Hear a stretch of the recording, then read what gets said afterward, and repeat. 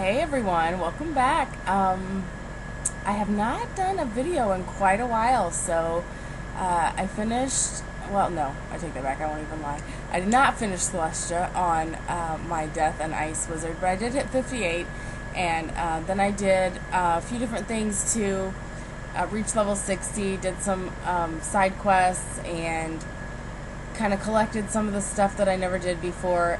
When I was on my Death Wizard, I never had my talent points, so I kind of collected some birds and some roses and some other good stuff so that I would hit level 60, which was really helpful. I did an instance, I think, which gave me some experience, so once I hit 60, I pretty much stopped, and I came in here to farm some gear. This is actually the Waterworks. It can be found at Crab Alley. It's actually a quest that you get when you turn level 60. I don't know who it is, some kind of dog or guy or somebody tells you to go to Triton Avenue and talk to him at the mills, and he gives you a little quest to do something to a machine, and then sends you back up the street a little bit, and there's this rope hanging kind of from like a ledge of some kind, and you go in there and it takes you to Crab Alley, which you go down the street, it's underwater, you go down there a little bit, and the instance is right there. I think you do have to be level 60, you don't get the quest until level 60, and you actually can't port in, so this is only for level 60 wizards. So this is my first time in here, got the quest, sent a little message to Alex saying, hey, you know, let's go, let's start getting some gear, and see about getting this wizard, this poor noob, level 60 Death Wizard back into the game, into the swing of things a little bit. So I have no gear as of yet, just some Celestia gear and stuff that I've thrown together to get me through this instance. And I went in here a few times by myself just to check it out because I was, you know, a little impatient, and it did not really go well. One of these fish, I don't know the luck they have, but they critical wild bolted me 2 times in a row, two different times of going in here, and I thought they have like much better luck than I do, so forget this, I'll wait for Alex. So this is my first time. These are the first mobs you come to Death and to Storm, and like I said, these fish, I don't know what the heck kind of gear they have, but they will hit you with the largest wild bolt, and and for some reason they just like me, they want to hit me with a critical one the first 2 times I came in here. But what you do is you go through quite a few mobs. They're not really hard, they have a lot of health, they have more pips than you do when you start, so it's kind of like fighting a bunch of little tiny bosses. They get kind of annoying, but since it was the first time in here, I figured, you know, it would be kind of fun, and I knew that Alex, you know, wouldn't really, you know, need my help very much. He's got kind of, well, he's just got super uber, like, imbo, whatever you want to call it, like all these huge words. His wizards are like beast wizards, so I basically just kind of sat here, you know, watching what he's doing. He's got all the critical stuff. He's got spells that he only needs 2 power whips. He's got the sandstorm and the frog, and a lot of boost on his gear, so he pretty much can just go through. He can do this on his own with his 2 wizards, but he took me because he is trying to help me get some gear to play a little bit more. So it takes me, you know, at least 4 power pips, if not 3 and 1 white pip, to cast my Scarecrow all enemy spell, which really was why I had a hard time at first with no gear. With no resist gear, it was kind of hard to try to solo this. I actually will probably come back in and try to do that after I get my gear and a little bit better wand, and I just redid some of my talent points. I bought them back and decided to go in a little different direction with those, so I don't have, basically the only thing that I have right now that is not a death spell is the fairy that you get on Unicorn Way, and what else? Oh, the elemental blades. So pretty much I don't have hardly anything that's very helpful right now. The second mobs are down, go through these rooms.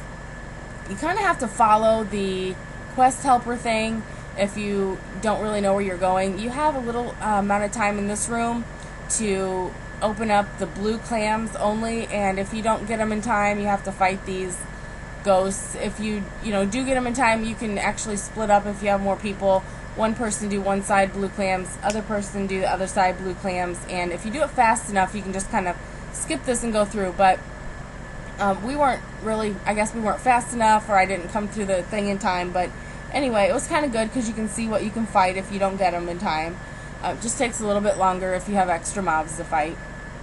I think these, I don't know, I just actually put the words on here, but I didn't read what I was writing, but they are the ghost mobs. They are, I think that says Sun School. It's so tiny on my preview, but yeah, that's what it is. And they, I don't get it, but they all use some pips to use a dryad on their very first turn. I'm not sure really who trained them, but someone needs to definitely let them know that you don't need to heal when you have full health.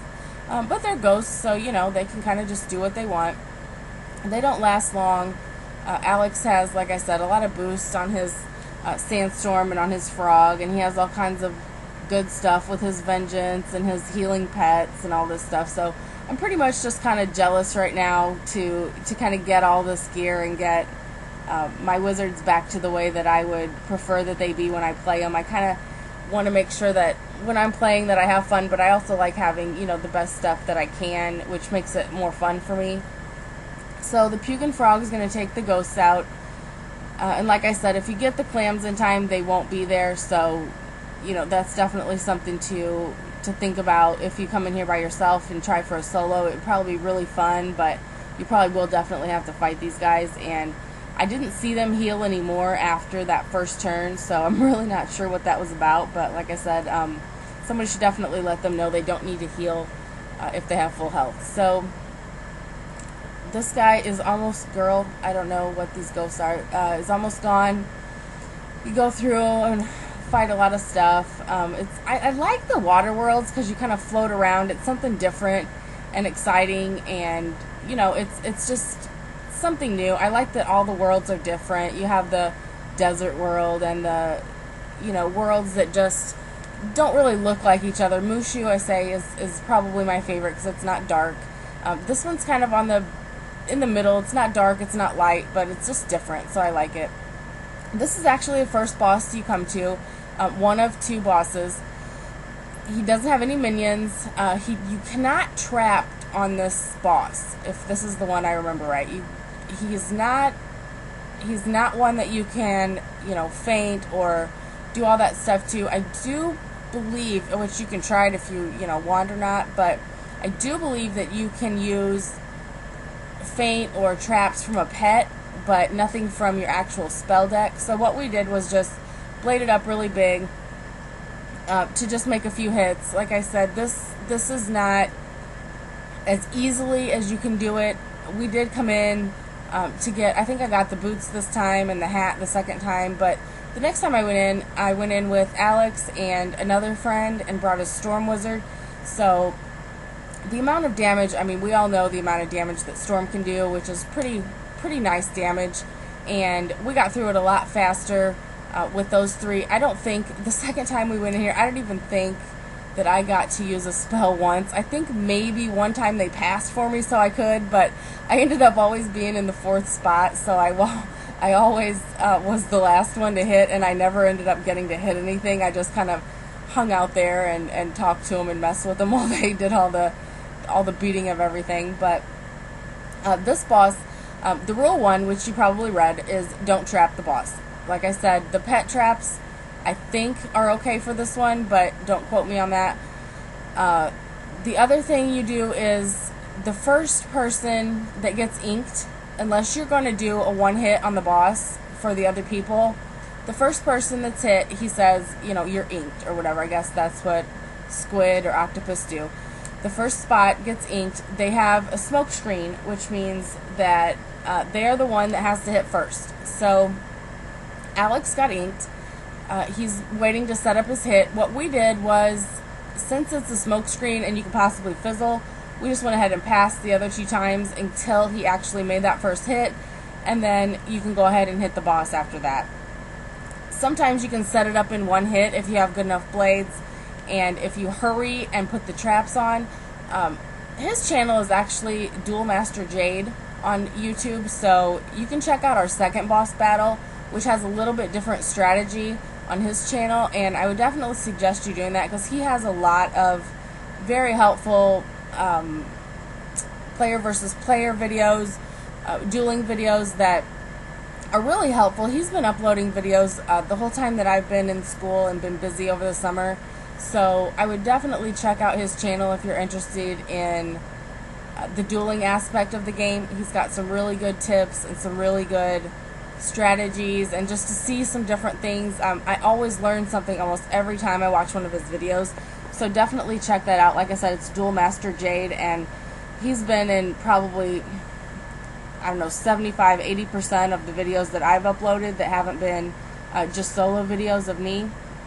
So it's definitely cool. I still watch him even though I haven't been playing much. I still kind of keep up on what's going on in the game, and that channel is usually the way that I do that. So now that he has hit the boss first in that first spot, we're gonna go ahead and we can hit him now. It really doesn't do anything, and you know, we kind of needed to get him out of here. He has 21,000 health, so you can one-shot him if you set it up good enough.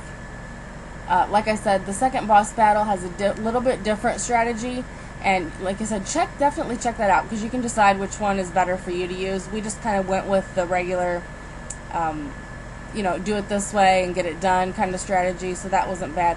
I got this horrible hat. I cannot believe, now I am kind of sorry that I told Alex that I got this hat. You'll see why when we get a little bit further into the last boss battle. I really, you know, was trying to get some of the gear. It does only drop your school gear, which is kind of cool. It doesn't always drop it, but if it does drop it, you don't have to worry about getting, you know, 5 or 10 life hats when you go through here. If you're a death wizard, it'll only drop your school if you are lucky enough to get the drop that time, in which I did. I got the boots this time, which is at the last boss. The squid only drops the hat, so if you are wanting to get, you know, one last piece and it's only the hat, then that's kind of cool. You only have to fight the one boss. You can leave and come back. Here's some more mobs to get to the last boss. Death and Fire. Really, like I said, I don't spend a lot of time setting things up on these because he's going, no matter what I do, he's probably going to have them taken out before I even get to cast my Scarecrow, so I just kind of hang out. You'll see in a minute I had a super dramatic, epic failure in this instance because I did not listen to him. I had to laugh. I mean, it wasn't funny at the time, but really, I mean, I don't get really upset at games. It's not the end of the world. It's just a game. But in the last battle, I asked him if he wanted me to heal him, and he said no. And so this battle, it was driving me crazy that he, you know, was low on health. So I went ahead and healed him. And you'll see in a minute why I'm telling him, you know, I'm not going to listen. You know, it just bothered me that he was low on health, and he's like, no, what are you doing, lady? And I'm saying, you know, I have to. I can't just sit here. His pet is supposed to heal him, and it didn't. So it was kind of driving me crazy. And yeah, I healed him, but you'll see in a minute. I should have just listened. I should know better, and I just did what I wanted anyway. So not cool when you're with the team, but you know, he's not mad at me or anything. Just took a little bit longer to get done what we needed to get done. So this was kind of cute. He used a Wraith on me, which is supposed to be like my thing. He's not supposed to be using it on me. I'm supposed to be using it on him, but he didn't get any health back. It really wasn't a big deal. These mobs actually critical hit a lot more than I was expecting. For some reason, they have their critical boost just like we do, and our health was getting kind of low. His balance wizard, actually, that pet healed him probably at least twice in each battle. I don't know, I didn't count. It just seemed like that many times, but see, there we go. They're always doing, his pets are cool. I need to do my pets a little bit. My pets are all over my account. I have, you know, this whole account filled. This was my very first wizard, so I have all my accounts filled with wizards, and my pets are on I have no idea where half my pets are. They're on all different wizards and all different houses and banks and backpacks, and I have no idea where they are. So as you can see right now, if I would not have healed Alex and just went ahead and used my scarecrow, my health would be a lot higher. I'm down to 866. Okay, we got 4 mobs here. Alex is, trying to do his best to get the situation handled here before I'm standing there with my head bobbing around, beat. But we'll just see what happens. There's his pet. I kind of wish I was better friends with his pet. Maybe she would have healed me a little bit, but he did try to heal me. I do have a helping hands going around me right now, and this one didn't hit me, so that was kind of cool. I was down to 653, which would have been fine. Boom. There it is. The smallest AoE in the game it has to be a critical hit. There I go. I'm out. I'm done. So, yeah, shoulda, woulda, coulda, but yeah, I didn't listen to Alex. There I said it, and yeah, I should have. So, there's my big, I don't know, confession, if you want to call it that. And then once you beat those bosses, you get in this room. You have to, it's actually like a follow the leader type of thing. There's a fish, you read the book, the fish comes out, you kind of follow the little fish around to the levers, pull the levers that the fish goes to, and that's pretty much it. It's pretty easy, not really anything too hard, so that's no problem. There's some more mobs again. This one's Life and Moon School. I did not see them heal in the battles that I've been in. I have been in a few times after this. I just came back to the game like a week or two ago, so I haven't been here all that much. But these guys, I had not see them heal, even though they're life, so that's kind of a good thing especially if you come in by yourself or with 2 people, you don't have to worry about them healing as much. It's kind of annoying. I can't remember what world it is, but I think it was Celestia. The life mobs drove me crazy because they put on their little death shield, and then they would just use a sprite, and use a sprite, and use another sprite, and use another sprite. And those dang things would just keep using the sprites and the death shields. They drove me nuts. I'm almost positive it was Celestia. They were trees. So he's going to use his sandstorm pretty much the entire time. He's going to use the frog. It only takes 2 pips, like I said. So by the time you throw some blades on, he throws on a vengeance, and he critical hits a lot on these mobs. So it takes him out really fast, and it's going pretty fast. I think he said it would take about an hour to finish this, and I think we finished in a little bit under an hour. I think it would have been less had I not, been such a rebel and tried to heal him, for crying out loud. But I was thinking about maybe making a different video and not putting the one I die. I'm like, you know what? People die sometimes in instances, and not die, but get beat, and it's really, it's not the end of the world. I don't care if somebody knows that I got beat in an instance for not listening. It's just, it's kind of funny, and I can laugh at myself, so it doesn't bother me. We are now at the final boss. There's the boss with 25,000 health. Then the 2 minions both have health pretty far up there, 6,500, and I think the other one is 8,000, something like that. This one gets a little tricky. The first rule is when he says traps go undetected, which is the first times, you only put traps on. If he says something's undetected or unseen, that's what you put on those rounds. After those rounds are up and he switches the bubble, those are destroyed, and then you can only blade. Well, this time we went ahead, we played by their rules, did the traps, did the hit, just did it the regular, normal way. The second time we went in here, we went with like I said, our friend the Storm Wizard. We also had a Life Wizard with us. We did it a little differently, which was kind of, I like that strategy better if you have a really high, high damage hitting school. The second time we went in, we actually passed the entire first round.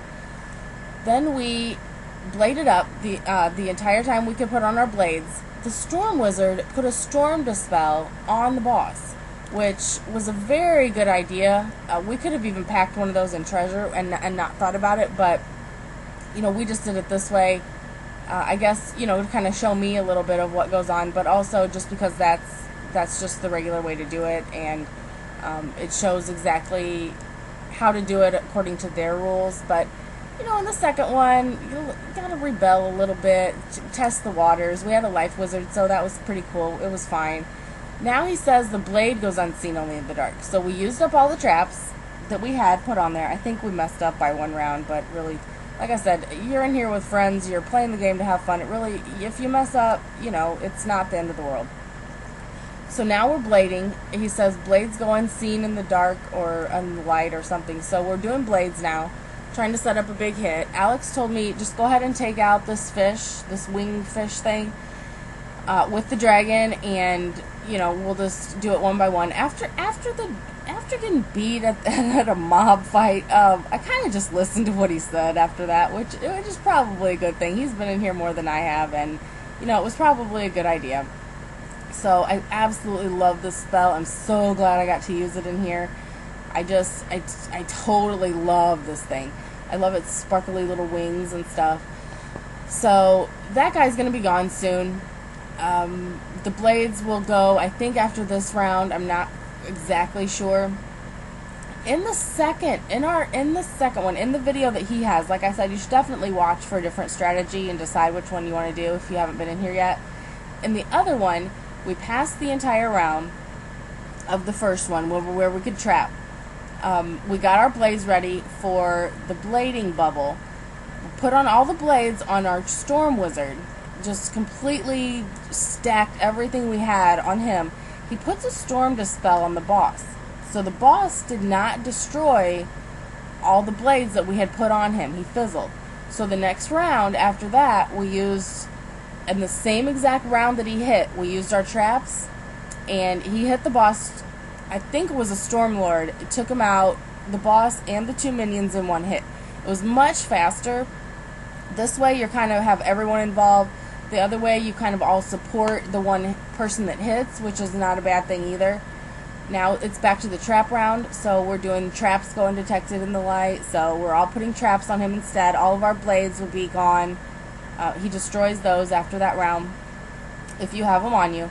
So here comes some of those. We're going to basically just finish this battle. I'm trying not to laugh because I have this is what I started to say at the very beginning, was this hat that I got from the last boss.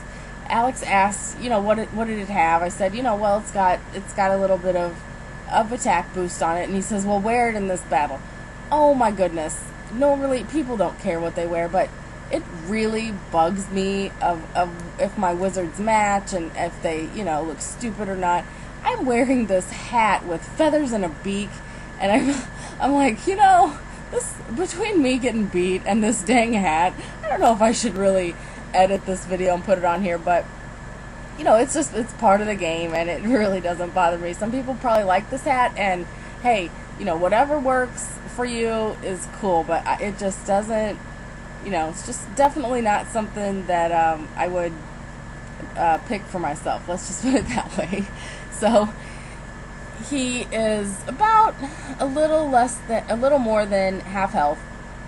We are trying to figure out what round it is, because I don't think either of us really pay attention for the most part. It's now the blade round again, so we're gonna blade up and just basically take him out for good and get this battle done. It doesn't seem like it takes a long time. It's kind of sped up right now, but you end up fighting a lot of mobs in here, and just with 2 bosses, it's kind of cool.